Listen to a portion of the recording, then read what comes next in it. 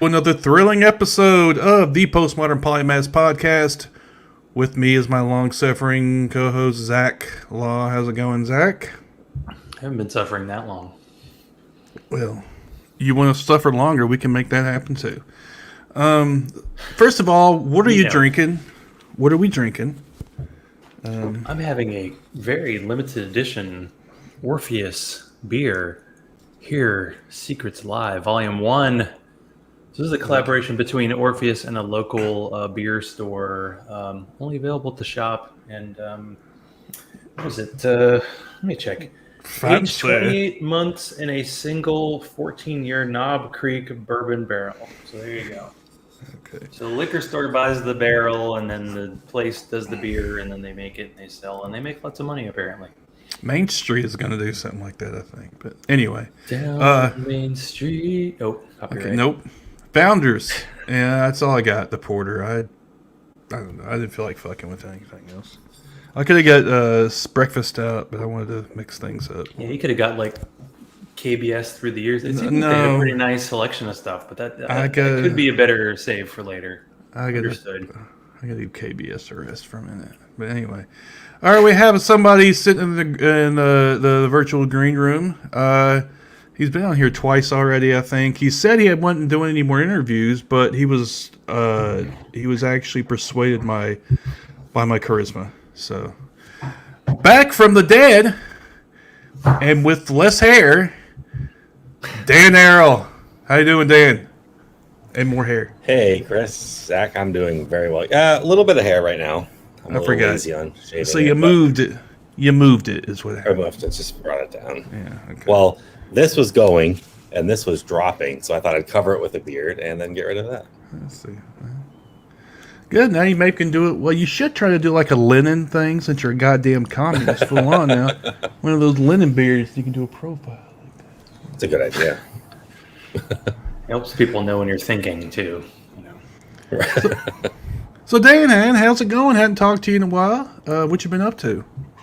I've been working quite hard. I think for any of that follows me, you might know, but I work for a labor union out here in California, so I've been incredibly busy for the last few months fighting a giant recall campaign against the governor and just, regular union stuff, bargaining for contracts and winning some new bargaining rights for childcare workers. Childcare workers? Fuck them. Let them starve. Jesus Christ. The fact that they need a union in the first place is kind of sad, but yeah, the whole recall election, man. You got a little nervous there for a minute, didn't you? Yeah, I mean, it was going to be a big impact on the state and a big impact on immigration rights here. So it carried a lot of weight as to what would happen. I'd have no love for Gavin Newsom, but I think sometimes they say the enemy, and we've made a lot of progress in labor under Newsom. Like we've been able to move a lot of things forward that have been stagnant for decades, if not multiple decades. Like I mentioned childcare earlier, they've been trying to bargain and have the right to collectively bargain for over 20 years. And Newsom passed a bill allowing them the right to collectively bargain, which every governor prior had said they wouldn't do. And then we were able to get that passed. And then we signed in their very first bargaining contract. And so, that was something that Larry Elder, the front runner, had said that he was going to get rid of. He was going to start dismantling unions. We represent, home care workers here, and they're paid through the state through a program that we have in California. And he wanted to cut the funding to that, which would have completely put those home care providers out of work. Or not out of work, because they would have kept working, but they would have been it would have been unpaid labor at that point. And so, we had a lot on the line here, and so really stopping this recall was, one of the most important things. I think pretty much every activist group that I know of was working very hard on. Well, it ended up being like he beat him. It was at 2/3 to 1/3 or something like I think. Yeah, it was a massive loss, which just kind of shows that there really wasn't much buy-in around the state for such a recall. And so it just ended up costing us, $300 million. And Go figure. now it's back to business as usual. Is it too easy to get a recall called in California, you think? It is. You only need a couple, I say you only need a couple million signatures, but in California, that's not a lot. I mean, that's a very small portion of the population here. We're the 5th largest economy in the world. And so if you think about the number of people that live in this state, you don't need them. And then, I knew people that liked Newsom that signed it because they didn't understand exactly what was being put in front of them. Or, this was being sold as a COVID recall. He handled COVID so badly, we need him out. But what people didn't realize is this was started long before COVID. And so that just became the marketing ploy. And then, so they were able to get signatures of even people that, I'm going to have to guess here, but I would say a lot of people that signed yes also voted no against the recall. And so people are thinking, sure, I'll put it on the ballot and then we'll vote for it. But then at the end of the day, when they really saw what they were up against and what, it wasn't about replacing Newsom with another Democrat or someone more left or anything like that. It was about taking him out and putting in a Trump supporter, basically. And which is why you didn't see any real serious candidates on that ballot. Like Kevin Faulconer, who was the mayor out of San Diego, was the only serious politician on that list, and he got like 3%. Because the people that were behind this didn't care about putting in a politician. They wanted to put in a talk radio host that thought COVID was a conspiracy theory and thinks global warming is fake. Climate change. Did the same thing happen? It was the same process when Arnold Schwarzenegger became governor? That was... Same process, yes. So it was the same... the mishandling of funds was basically for Gray Davis when he got recalled. It was, it was another right-wing attack. But the problem with Gray Davis was that there was a lot of support to recall him from Democrats as well because of just a bunch of budget problems. And so the messaging there was a little bit easier for them to get that to pass. And then you have an Arnold Schwarzenegger running who just ran away with media attention, but he also wasn't... His talking points weren't Trumpist. Do you know what I mean? Like he was a more centered Republican. So you get those moderate Democrats who think, well, he'll help balance this budget that's out of control. And you lose that sort of push where I think the best thing that happened to Newsom was that Larry Elder became the front runner. Because then you lose that moderate center vote is gone. Larry Elder was not ever going to get that moderate Democrat vote, where a Kevin Faulconer could have actually gained some of those had he run a very serious campaign. Yeah, Larry Elder, I think, even called himself the black face of white supremacy. Is like, all right, lean into it. He thought. He was a radio host, right? He's a radio host that thought slave owners. Yeah, he thought slave owners deserved reparations because they lost property. I think they got them. He pulled a gun on his wife. He said that women shouldn't run for office if they're going to have kids, and he thought women were scientifically less smarter than men. Like the list just kept going, and he just buried himself in this hole where he only had a fringe support group of Dave Rubin, and that was about it. Or any of those. But the vote showed that. The vote showed that people didn't trust what the other side was bringing forward. The Republican Party didn't endorse anybody, and so that's what you were left with. So really, Newsom having a target and saying, this is what I'm running against, was the best thing that could have happened to him, because then you have that, you have that firm message rather than, I'm running against the whole party. You're running against someone specific, and they have a very specific platform that you're against. Well, I did a little, when I heard about Mr. Elder, I did a little research, and all that stuff you just said, I'm just like, man, but it's of a piece what all these crazy right-wing folks are doing. It's not anything new. Tucker Carlson's going on there saying all kinds of crazy shit. It's a satanic fucking conspiracy to get people fucking vaccinated, It's just... Right. It's like they're just, like Zach said, they're just leaning right into it, man. You know, Yeah, just like and that's selling on the right, and I mean, but I think if anything that we've learned is that while that might sell media attention, and it might put that, it's not going to win you a state like California. oh, Like, yeah, yeah, that was you know what I mean? Like, so they brought that here as like I see it as like a testing ground. How far can we push California with this message? And the lesson in it being, you can't. Like, Larry Elder could probably win in a deep red state, but he's not going to win here, and that message just isn't going to work here. And that was a great testing ground for conservatives onto how do you eventually win back California? Oh Well, my it isn't God. this way. Uh-oh. It looks Well, like Chris's cat may have decided that his aspect of the show is over. this show just got so much better. It got all quiet. Mr. I need a new microphone to do the show this week. Yeah, exactly. Well, maybe it's better I ask this when he's not around. So obviously we want to talk important stuff like politics and, your activist work. But, you and Chris didn't get along for a while. How did the two of you become friends again?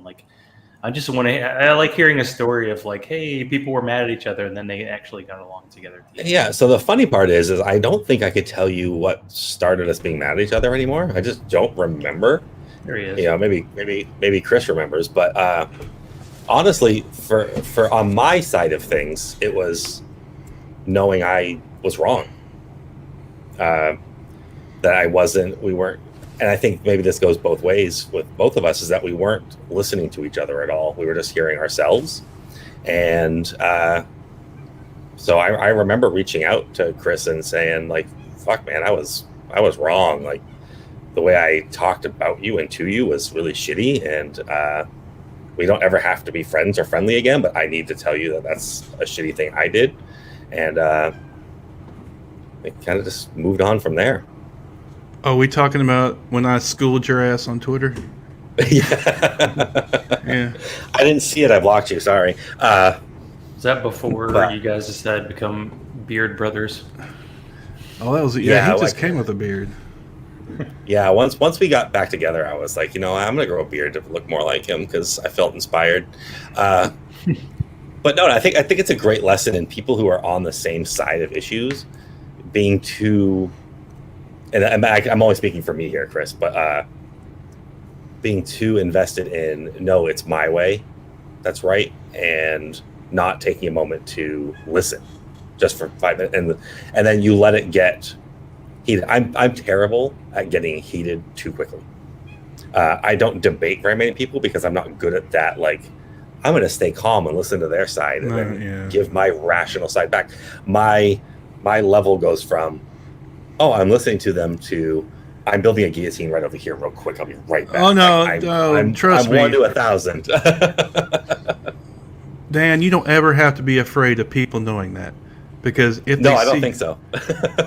In fact, I have a phrase that if somebody gets out of control and gets a little too emotional, I said, okay, calm down, Dan Arel. And so, but for me, it was recognizing that and then realizing that my behavior hurt somebody that I actually really liked. If I went back and thought of all the interactions that we've had over the years, this one little sliver of them were super negative, but all the rest were very positive and meaningful. And so it took me probably longer than it should have, but it took me some time to think number one, you start missing that kind of voice in your life where you had that person that was funny but pushed you, but also was just a pleasure. And then you're wait, how did I screw that up?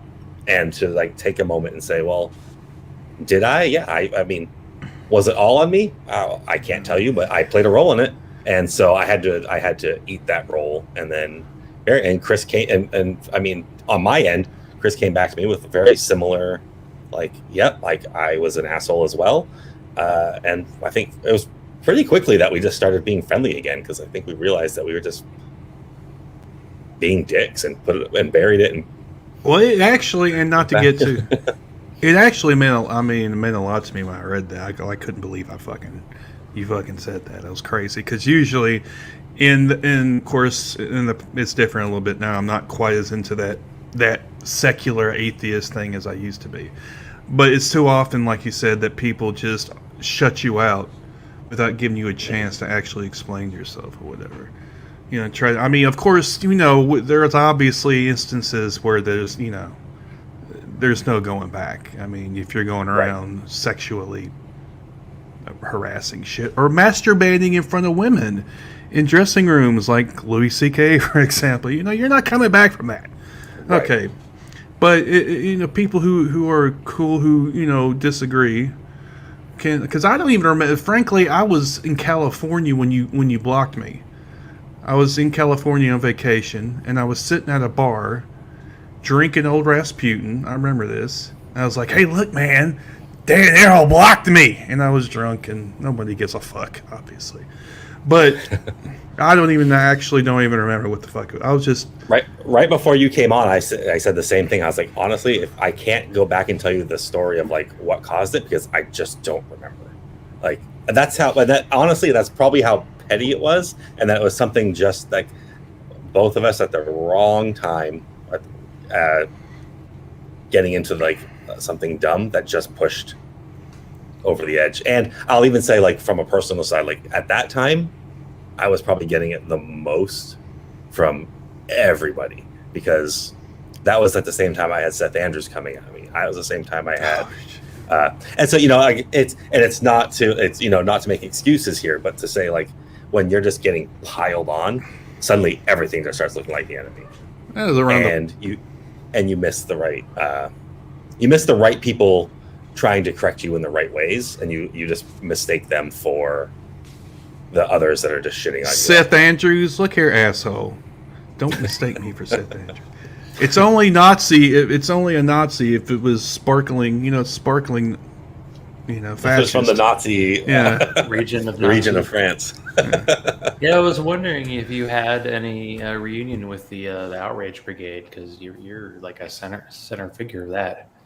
I still talk. I mean, it's weird, like, because the Steve Shives interview was like, talk about stuff that happened 4 years ago and going, really? And then like, oh yeah, it's kind of when stuff was starting to go downhill.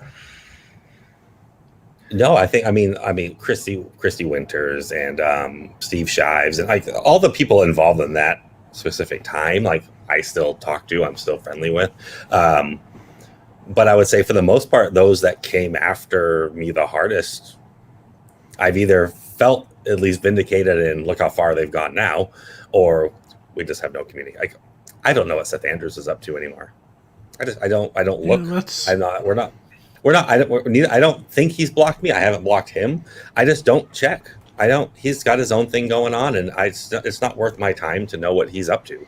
Like, and so he doesn't want, I mean, we're not going to be friends unless he has this whole, like, holy crap, like, Nazis are actually bad and black people's lives aren't debatable.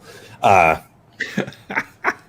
think, honestly, for me, everything's debatable. Yeah, that part, that was good times. That to me right there is like, that's my line, I guess. Like, and it was funny because when he said it during the interview, it went right over.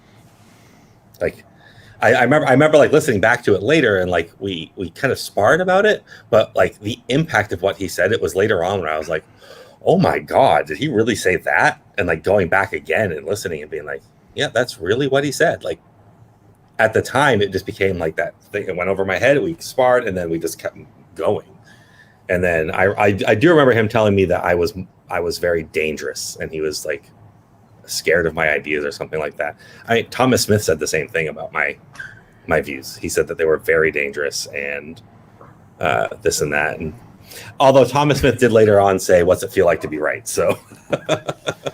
Yeah, well, I get my own issues. I mean, he had James Lindsay on the show a few times, and they were pretty friendly a lot of the time. And yeah, and look at where we are now. Mediocre white men always seem to get along pretty well. So it does seem like it's a white guy. Like, I have no real skin in the game. Like, well, he was, Seth Andrews was a Christian, like, radio guy, but really leaving the church didn't do anything, and his livelihood was never on the line. And plus, it's tougher. I think, like, the content creator people like the Puzzle and Thunderstorm people, the Scathing Atheist type. It's like they always can go to a certain level, but then the social stuff they kind of back off a lot of the times.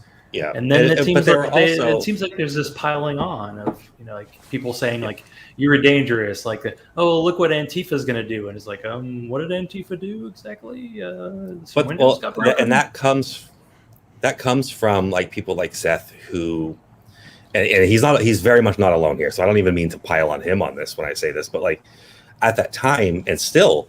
People are making a lot of these slippery slope arguments without taking in any historical context and doing no research on what they're talking about. So, like, I mean, even when I went on that very first Seth interview, and God, it feels funny to talk about something from 2016, but or 17, was that he accused me of name calling because I called Dave Rubin a classical liberal all the time, and I was like, yeah, but that's literally like his Twitter profile says classical liberal, like I'm not name calling. I'm calling him what he wants to be called, and then saying why that's a bad thing. But he's a fucking prick. Is name calling just right? But then when he's like, Antifa's going to lead to X, Y, and Z, it's like, yeah, I can understand why you can think that because at the base level, you're seeing this thing that you've never heard of, you've never seen, because they haven't had to be active. But you're now erasing historical context to why. It's not going to be this monster that you think, and that, and in the end, it ended up not being. It was pretty much exactly what we said it was going to be. They showed up when they needed to, but they weren't organizing protests. They weren't out chasing people for no reason. They were showing up when necessary and disappearing when not. And it played out just as so many of us said it would. But they were so stuck on that. Nope, this is dangerous, and this is where it's going to lead. And all we ended up seeing was more white supremacists killing people. And then you get like your Stephen Knight calling Heather Heyer a moron for being killed at a white supremacist rally.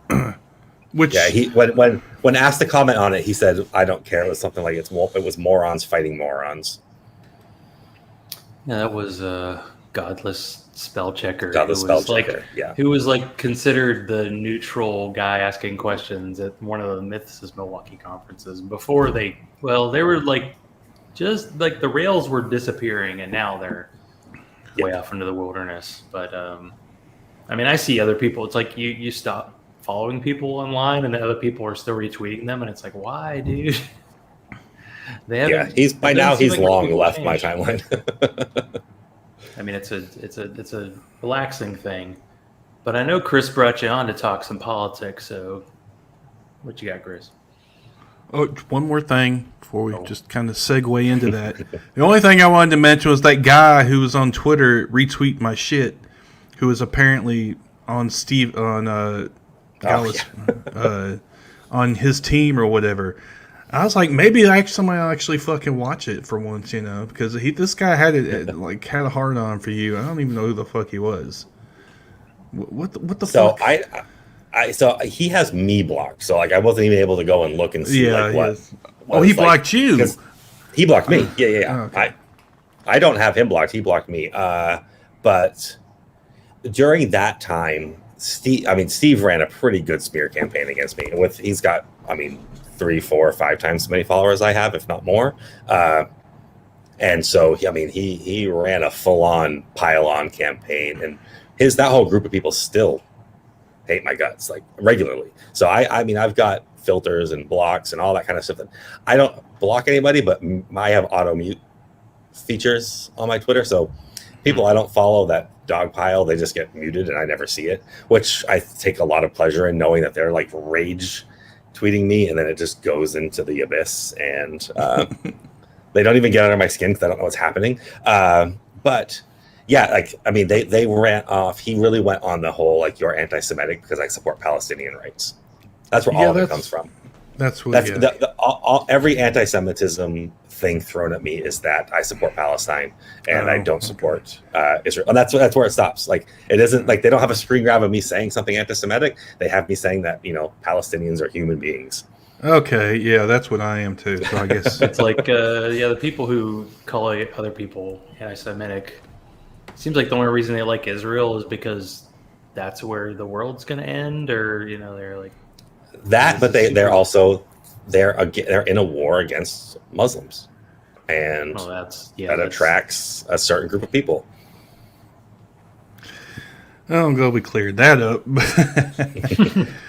So yes, the main first of all, let's just the main premise is that you were kind of on the anarchism point in the spectrum, I guess you could say, and now you've kind of gone over to communism more, right? Is that? Yeah, that's a fair way of assessing it. I think. I'm just as a right now summary. Yeah, I think.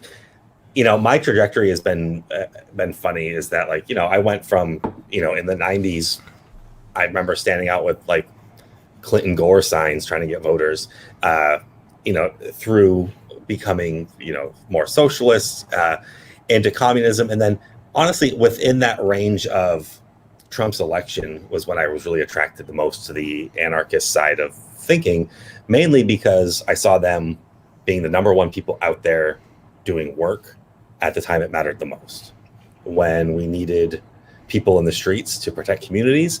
Black Bloc isn't only anarchists. There's lots of folks in there. Anti-fascism isn't made up of only anarchists, but they were the ones taking a lot of lead, and I was really impressed by their organizing and their action. And we share that same goal of abolishing the state and open no borders, and just the way the world should look. But as things calm, I don't want to call them calm because they're hardly calm, but as things become normalized, as your life regains some normalcy through all the actions happening, you start thinking of that big picture. Well, how do we get there? What's that goal to become that I only like calling it utopian, but it is in a sense like utopian view of the world. How do we get there?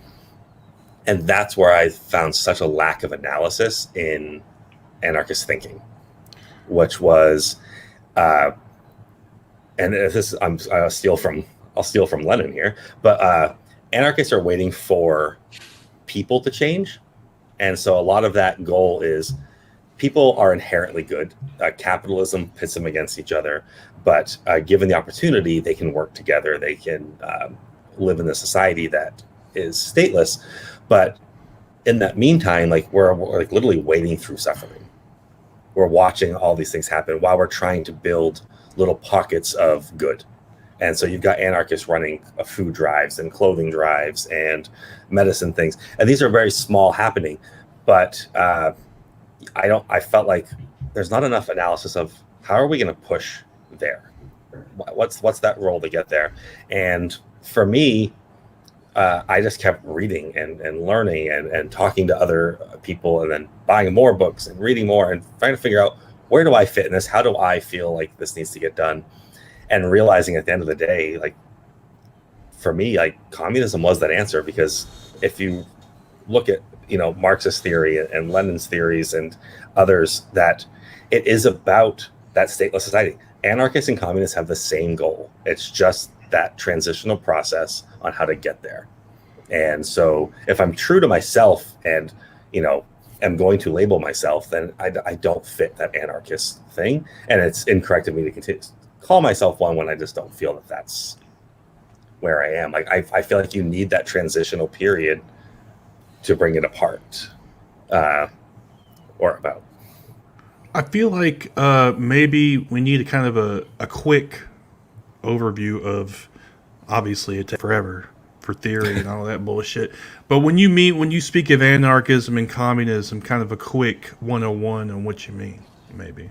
So when I talk, am I right? Sure. So anarchism is the idea that you can live in a stateless society where you're living in a radical democracy, in which it's community based. It's you're relying on your neighbors. So I look at a lot of my friends that are anarchists, like the rapper Soul, who he grows his own food. He lives off the land in his area, and he wants to keep expanding that and building that, and that could be a really great thing that can feed more people if you're looking at that, and you're building But you're doing that in a stateless society in which there's no violent revolution. There's no revolution per se. You've literally the state has ended because you've made it unnecessary, but there's no period in which you overthrow the state. You just have created so many programs in your community, in your neighborhoods,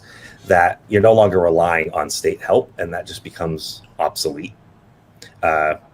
Which is, I think, a really great way of looking at things, but I don't find it to be very realistic. Where with communism, you've got, if you're talking Marxist or Marxist-Leninist, you're looking at, there is a worker uprising. There is an uprising of the people that overthrow the government, but then there's that transitional period of socialism where things are still, quote unquote, state-run, and you're now taking those resources that were created through capitalism and through the state and turning them over to the people to run. And then that eventually leads to what Marx and Engels call the withering away of the state. But in this scenario, what separates it from anarchism is that the withering away is happening under worker control, where the withering away under anarchism tends to happen under state control still, where the upper class, the top, is still running it, and you're making their lives obsolete. Where in this one, you're now overtaking it, and the aspect many people don't like, but is like, you're now taking that top 1%, and you're saying, no, this is the society you live under now. And they'll say, you're oppressing us, and we'll say, we don't give a shit because you're rich assholes. And we take their shit, and we create a state that puts them at the same level as everybody else, not less, not more. And then at that point, you start building to eliminate the state, which that we can have hours worth of conversations that we don't have today about how's that worked here, how's that worked there, where's that failed here, and that's why there's so many different theories in Marxism, is how do you properly do that. I mean, you're stuck with this, you look at the Russian Revolution, but Lenin's fairly quick death after the revolution, and then Stalin gaining power and basically eliminating all of that, changes that trajectory. So it shows a dangerous side, but it also, there was very much an aspect of that was in process, and Lenin writes a lot about that process leading up to and after the revolution and what he envisioned. But his death and Trotsky not being able to partake in that, and then being assassinated by Stalin, changes things. And you've got Cuba, you've got Venezuela, you've got China, you've got all these different things, and we have to look at that analysis. But I think if we're building towards something, this is the best framework we have to organize and then to set up for what those next stages look like at any point in time, whether you're close to a revolution or far from it. Communism is giving us that roadmap of what that can look like. Do you think communism can ever work in the US just because we've been so anti-communist for the past, I don't even know, it was like 2 days after World War II ended? Like, just because it has bad branding, does it have to be called something else for it to work? People talk about democratic socialism, which isn't the same thing, but it's like, maybe it's a transition.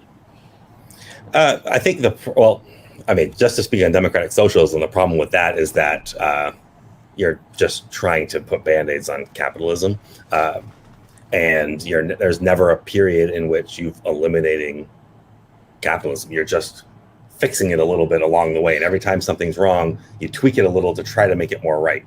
And I think there's a meme I just saw that had capitalism and socialism, that said when you combine the two, and it took the capital and then the ism and then put it back together to say capitalism, because that's ends up being what you're building towards. You're just building towards regulated capitalism the whole time. Calling it something different, I mean, that's a marketing strategy that could be tried, but at the same time, that in itself is a losing battle when you're dealing with people and politicians who think that the Democratic Party right now is socialist. Like, if they think that's socialism, then that's where you start looking at, you're not going to convince them through words. they're going to have to just be convinced through power. Is that the right word? Try not to use the V word. Oh! Well, look at Dan. Yes, but yeah, so I think, can it work in the U.S. as we have the U.S. now? No. But I don't think, I think the U.S. is already too large and doesn't work for what it is now anyways. I can't think of many parts. Like, you could already split the state into or the country into ideology. We don't have a very cohesive, this is how this country should be run, because no one seems to agree with each other. There's these middles and extremes on both sides that go, and so it's all over the map. And so I do think that there is if the state here was to fall, I don't think we wouldn't be looking at like a Soviet Union thing where you have this gigantic country that comes together under one thing. I think you would definitely see pockets and different revolutions happening in different areas. A lot of this is talked about by Robert Evans and like his It Could Happen Here podcast and work, where he talks about like, what would that look like if the government fell and there were uprisings all over? Because the same thing happened in the Soviet Union too, but you're going to have uprisings of different groups of people. The far right's going to uprise, the far left is. There's going to be people in the middle saying, let's go back to what it was. And so, can it work here? Not as a 50-state plan, but can it work in portions? I think so. Are we anywhere near that right now? No, because worker consciousness and the idea that we have all the power, we have a lot of work to do there still. Yeah, it's like I'm glad that you're here to talk to someone who works with unions, because it seems like unions have been so just shat upon the past 40 years that they just don't have the power they used to, and people don't automatically think, oh, this is something that can help me. It's like, no, I could get a couple bucks more for a few years by not joining, and then it just it keeps going in the wrong direction. Yeah, well, the problem is that we're in the middle of a right wing. There's a right wing revolution going on. Like, these guys tried to storm the Capitol, and every day we're hearing stuff about it, and it's like, yeah, but the SJWs, they're trouble. It's like, well, what are they actually doing as opposed to the people who tried to take over our country and make us more authoritarianism? Right, and the issue is that we don't understand the power authority dynamic in this country. The workers in this country, the everyday people, we have all of the power. The government and those in charge have authority that we've given them, but we seem to think that they have the power and the authority. And so it's going back to A Bug's Life. I don't know if you've ever seen that movie, but honestly, watch A Bug's Life with a leftist perspective, and you've got all these ants that are gathering food for the grasshoppers, and they're working tirelessly, and they're killing themselves to make enough food so that the grasshoppers don't come and kill them. And there's a scene where the lead grasshopper is talking to them about, we can't let them off the hook of this season of food gathering because they can't show weakness, because once the ants realize they outnumber us 100 to 1, we're in trouble. And so they have to continuously exert this authority over them to diminish the power that the ants have. And that's what's happening in this country, is that the government asserts this authority over us and makes us think we don't have power. And one way they do that is by attacking unions, making unions seem bad, because unions gather workers together and then explain to them their power. And they show them the power by saying, the bosses need you more than you need them, so we're going to assert that power over them now. And by diminishing unions, you diminish worker power, because they're not united. They feel separated. They pit people against each other. A massive union breaking and busting mechanism is racism, and pitting a white group of poor people against a brown or black group of poor people. And if you pit them against each other, well, then instead of them fighting you, they're fighting each other. And so you regain that power by taking that. And what unions do is erase that shit. And they say, no, you're in this fight together. And groups like the Black Panthers got that more than anybody. They were actively recruiting, Southern white organizations that were in the same fight as them, and saying this isn't, a black or white issue. This is an issue of class, and they were raising class consciousness. That's an analysis that's missing these days.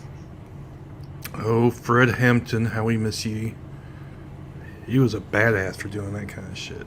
He could really get people going with that stuff. He really could. I mean, like the analysis he had on this world was unbelievable, and the way he thought and the way he organized people was just. I mean, we don't see much like it anymore.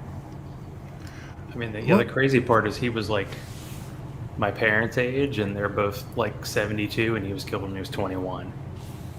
It's just, murdered. He was murdered. Yeah, he was murdered. Yeah, there was definitely. And they finally fucking acknowledged it, like in the 90s or some shit. Finally, the cops. Okay, fine, we murdered him. But yeah, it's I mean, at that age to have that awareness is even more spectacular. Like, I'm in my 40s and still struggling with class analysis and political theory, and he was light years before or above most people, I think. Well, let's see how committed you are. What do you think about police unions? Police unions aren't unions. So first, from a legal standpoint, they are not unions, because unions are not allowed. Our police and law enforcement are legally and are federally are not allowed to unionize, and that's why they're called associations, brotherhoods, fraternities, is because they're skirting legalese here, because they are not unionized workers. But on top of that, they don't act like unions. A union argues for better pay for workers. It stands up for workers' benefits. It gets them.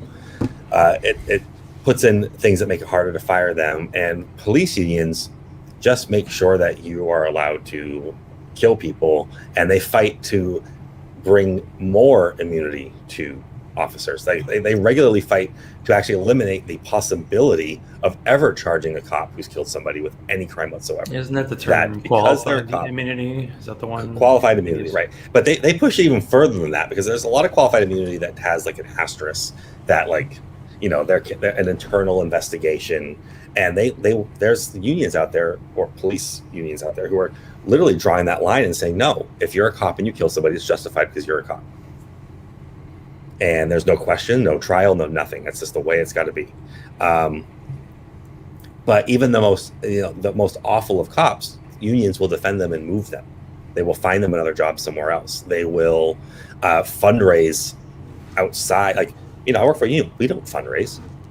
We don't take donations. We have dues. Cop unions will go out and fundraise to help pay for cops' salaries when they can't work. And so, I mean, the truth of the matter is they're not unions. And I will, I'm a member of AFSCME, and shame on AFSCME, and shame on the AFL-CIO, and shame on SEIU for even entertaining and having anything to do with these unions. They need to be kicked out. I mean, look, they can keep their fraternal orders all they want, but they should not have support of labor unions throughout this country. They should not have our resources. They should not have our money, and they should not have our voice. I don't know. For one thing, first of all, I don't know why you fucking hate America. This is the problem I have with why you hate America. Why you hate the police. They're here to serve and protect, sir. No, but seriously, I mean, everything you say. Let me ask you this, though. Now, there seems to be a little bit of a pushback because of the scarcity. We're starting to see people just walking out of their fucking jobs because they're not paying them enough and shit. And people are actually starting to exercise a little power because of the unique circumstances of what's going on with the pandemic and shit. Aside from everything else that's going on, vis-a-vis, just fucking people acting like fucking crazy people not getting vaccinated and shit. But do you think this may just maybe a little hope that this could foment some sort of worker uprising is not probably a strong word, but some sort of more class consciousness when it comes to trying to get better wages and benefits. I think so to a degree, in that people are realizing that, number one, that there are resources available to sustain people. Like, we saw the cancellation of rent in many places. We saw lots of debt put on hold throughout this, and then we saw the federal government sending money out to help, people that didn't have jobs, and increasing that. And I think a lot of the problem became people started at question, or problem for the government was that people started questioning, why isn't this more normal? Like, if I lose my job, why am I suddenly homeless? Why isn't there immediate rent forgiveness? Why am I paying rent to begin with? Like, my landlord's out here saying they can't live because they're not paying rent. Well, owning a property isn't a damn job. Like, you own a property. If you own a property you can't afford to pay for, and you're relying on other people to pay for it for you, well, that in itself is its own problem. Fuck landlords. But then you've got this idea that they realize that if they organize and demand, that the needs can be met. There are the resources to meet these needs. And they're now saying, like, well, why am I going back to this job that pays me minimum wage, and which in some places in this country is still like, what, $7.50 an hour? When they know that there are social safety nets that can be created when necessary, and they exist, and the money is there. And why go back to a job where, with the COVID there's variants out there, and COVID's still a pandemic in this country, why am I risking my life to go $7.50 at Orange Julius? Why am I doing this? And they're wielding that power and saying, no, if you want me to come back, you've got to pay me so that I can afford to continue paying my bills. I can afford to put food on my table. I can afford to put my kids in daycare. And I've talked about daycare earlier, but universal daycare, and the fact that you want people to go back to work, but you don't give them a place to put their kids.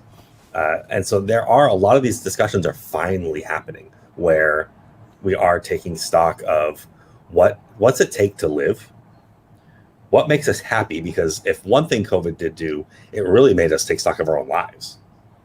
Like, I get that if we look at it mathematically, the amount of people that died versus the amount of people in this world, it can be used to say it's not that big of a deal. It's not as, but it can get any single one of us. No one was off the table anymore. And, for a long time, there wasn't even a vaccine. So it was this pure, every move I make has to be worth making, because my life could be on the line.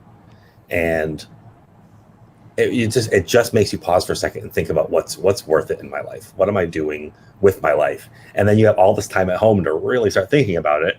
And the people that weren't able to stay home, the people that were forced to go to work, and I don't even mean the doctors and nurses who really went out in the forefront, but grocery store workers and clerks at convenience stores and all these other workers that were putting their lives on the line and seeing coworkers get sick, and they were seeing these numbers go up and thinking, I can't even afford to pay my bills on this, and yet I'm putting my life on the line for it.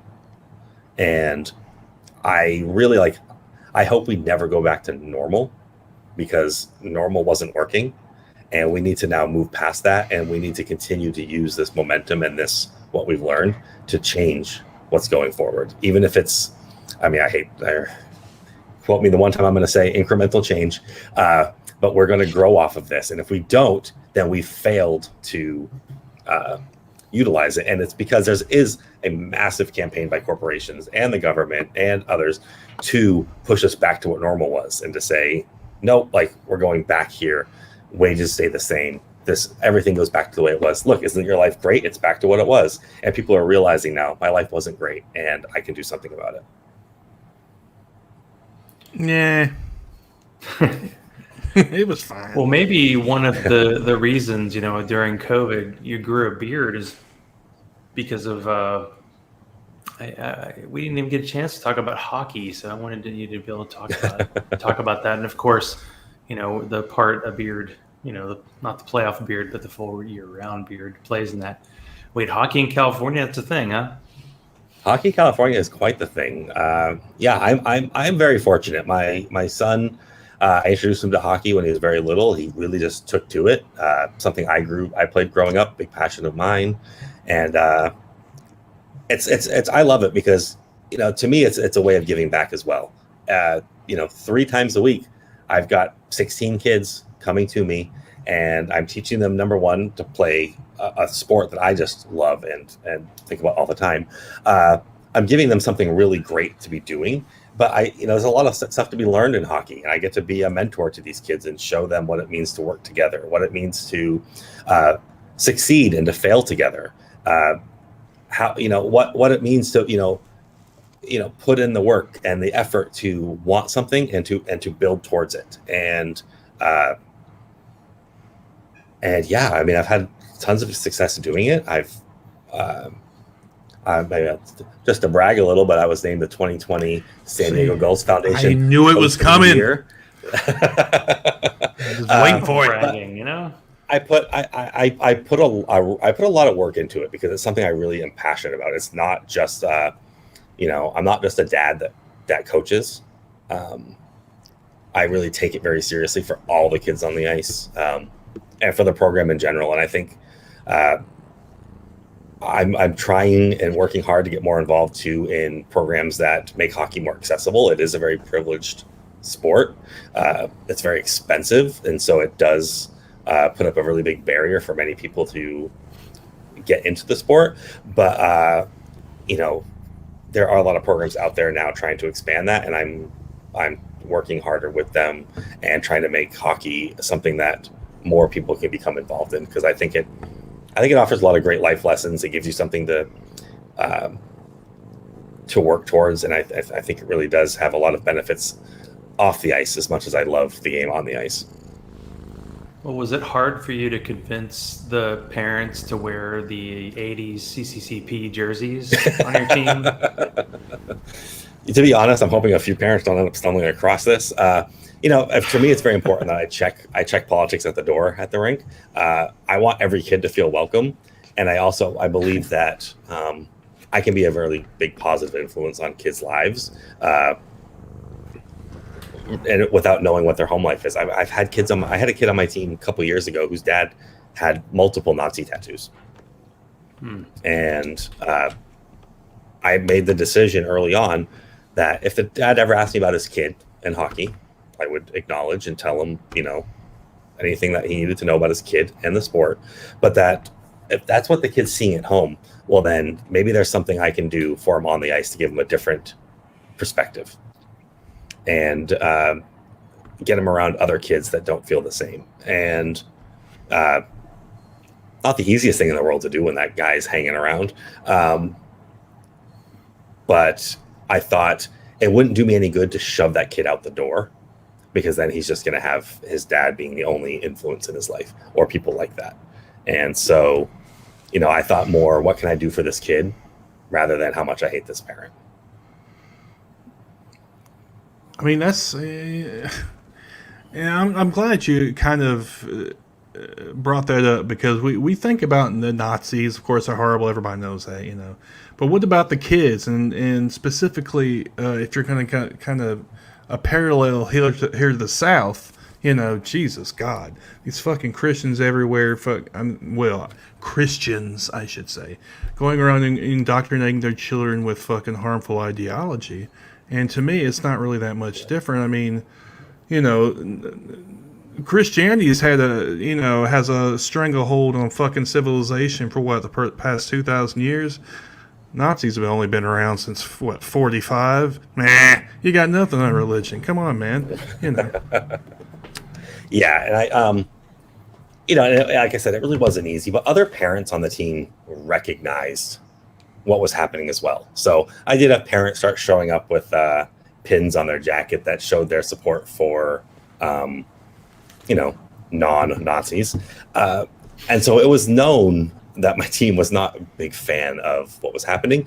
But kids aren't born racist. They're not born with that prejudice. That's taught to them.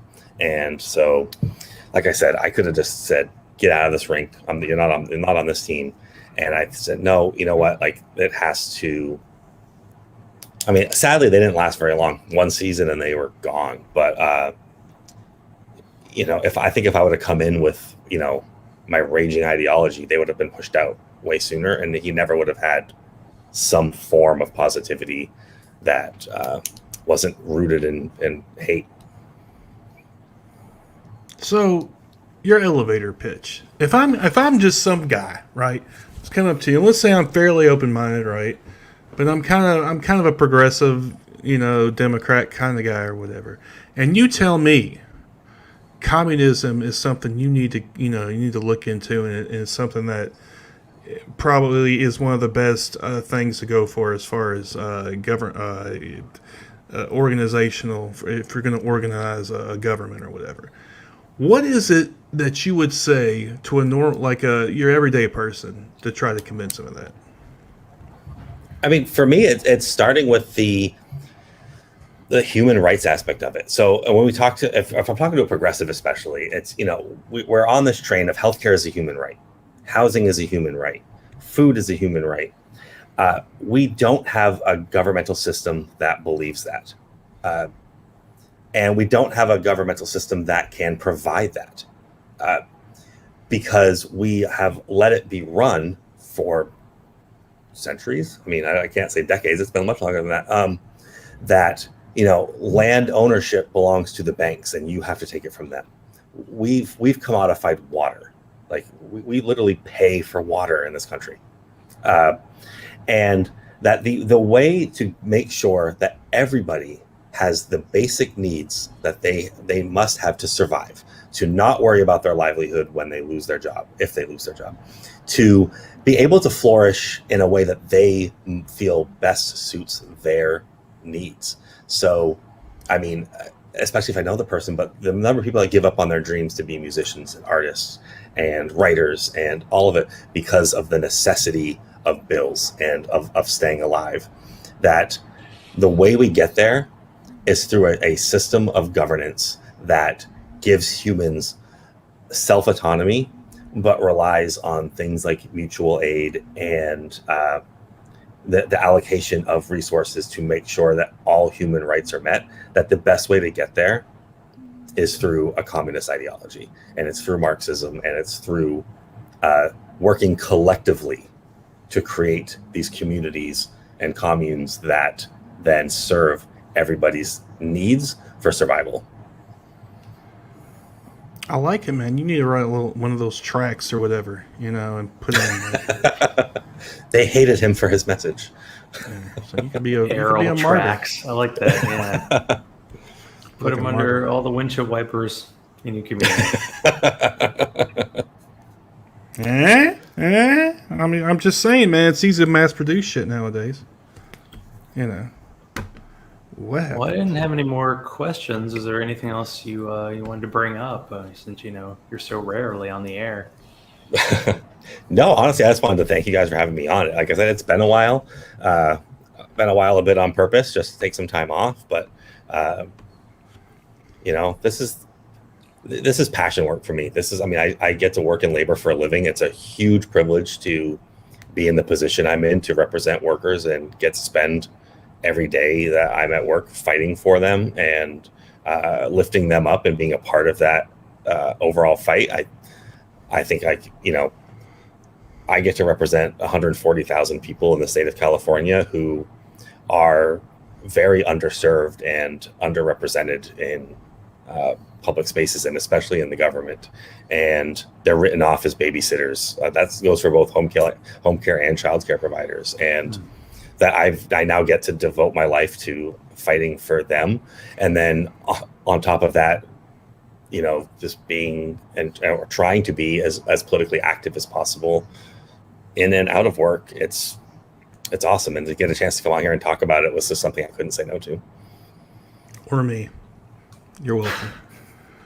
All right, Dan. Well, we won't keep you any longer. But thanks for coming on. And hopefully we'll see you again, or, somewhere. You're going to start ranting and raving somewhere. So I'm sure you'll pop up. I'm sure I'll be on Twitter in 15 minutes telling somebody off. Sounds fun. All right, dude. We'll take it easy. We'll Thanks talk for to being You on. too. Yeah, thank you very much. All right. Well, we're gonna a couple more things before we leave. Oh, really? Yes, because I'm tired of Dan and his shit. No, I'm just kidding. Yeah, I was like, are you two gonna? I was like, there's like a 50-50 chance this episode's gonna end with you two being on the outs again, but I'm glad it didn't happen. Maybe tomorrow. There's always tomorrow. Yeah. So. I'm glad Dan came on. I just wanted to say I did appreciate him coming on, and I did appreciate what he said about our little conversation that wrapped everything up as far as the war, the battle, whatever you want to call it. So I didn't get him to plug anything, but I don't think he had anything to plug. Now, I knew he was on the show before for Parenting with That Guy, so go check that out. He's got books, yeah. Just look them up on Amazon or some. There's There's gotta couple be some others. commie place you can go to buy books or something. Yeah. So anyway, you got anything you want to say, Zach? You got any cool beers or Well, I drank That mine, you- so I have to go get another one. that you gave me? I'm getting the same, stuff over and over again. I of course, I think of those who can't. In a communist system, everybody would have the dragon milk reserves, but you don't. Although in a communist system, I wonder if there would be 3 state beers or something, or would everybody have the freedom because everybody wouldn't have to You have work your own crazy brewery. hours. Everybody there'd be a brewery every 2 miles, and That's what they do in everybody could make Germany. the styles they wanted. Shit.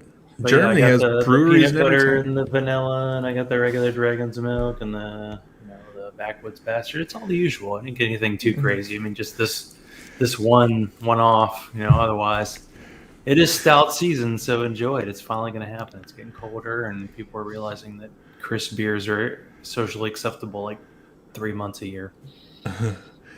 Well, hopefully the Titan season you'll come back up and grace me with your presence once again, and bring me some Orpheus or something, one of those beers. Well, the downside is we're doing this. I mean, it's downside, but it's upside that I actually have a job with vacation now that we're going on this beach trip. So because of that, I'm in October, it's all my time off is for that. So we'll see if I can get up for another weekend one of these weeks. Okay. We're going to be on the beach during 2 home Titan games. Oh, no. That's weird, yeah. Are you okay? We're gonna watch 'em. Strange. On the beach, there's a jacuzzi in the pool, so we're going to be fine. Shut up. And they have a gas and a charcoal grill. So, yes, I will be using both at the same time. Fucker. Exactly. Fucker. All right, Zach. You get your own damn beer. You can do it.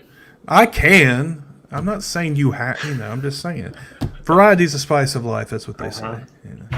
And you get stuff down there that I don't necessarily get. Although I get more higher alcohol stuff. So. Of course. Because you're more free up there, apparently. More free to die. More free to die. Exactly. All right.